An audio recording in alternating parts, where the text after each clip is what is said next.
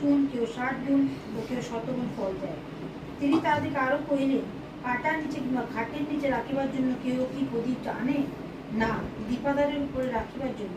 কেননা এমন গুপ্ত কিছুই নাই যাহা প্রকাশিত হইবে না, এমন লুকায়িত কিছুই নাই যাহা প্রকাশ পাইবে না। যাহা শুনিবার কান থাকে সে শুনুন।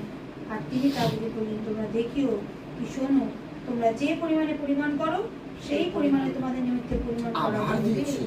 কি বলছে? যারা এইসব চিন্তা মাথায় বাদ দেবে এবং ঈশ্বরের রাজ্যের বিষয়ে চিন্তা করবে।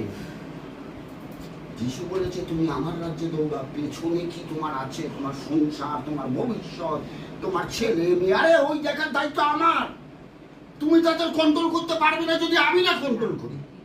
যিশু 15 অধ্যায় ডাইরেক্ট বলছে, আমি ছাড়া তোমরা কিছুই করতে পারবো না। কিন্তু দায়িত্বটা না আমরাই নিই। প্রভু তুমি একটু বিশ্রাম নাও, দায়িত্বটা আমার। তুমি আমাকে গিফট করেছো না ছেলে, তুমি আমাকে গিফট করেছো না রান্না করতে হবে, তুমি আমাকে গিফট করেছো।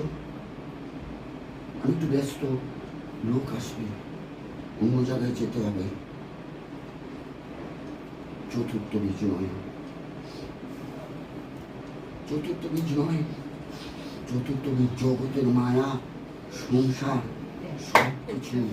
সবকিছু না, ত্যাগ নয়। এটা ত্যাগ নয়। এই ব্যাপারে চিন্তা করো না। তুমি যদি আমাকে আমার রাজ্যে থাকো, আরে চিন্তা তো আমার। কি ঠান্ডা মাথায় চিন্তা করো। তুমি যদি আমার রাজ্যে দাঁড়াও, আমি তোমার পরিবারে দাঁড়িয়ে যাবো। ঢুকছি না, পেরিতে আছি 31:16 পদে। আমরা যখন তার রাজ্যের জন্য ব্যবহৃত হই, ঈশ্বর আমার পরিবারকে আশীর্বাদ করে। হালেলুয়া। ফ্যামিলি ব্লেসিং এর কথা বলেছে। আমি যখন ঈশ্বরের রাজ্যে দাঁড়াই, পরিবারের জন্য ঈশ্বর দাঁড়িয়ে পড়বে। হালেলুয়া।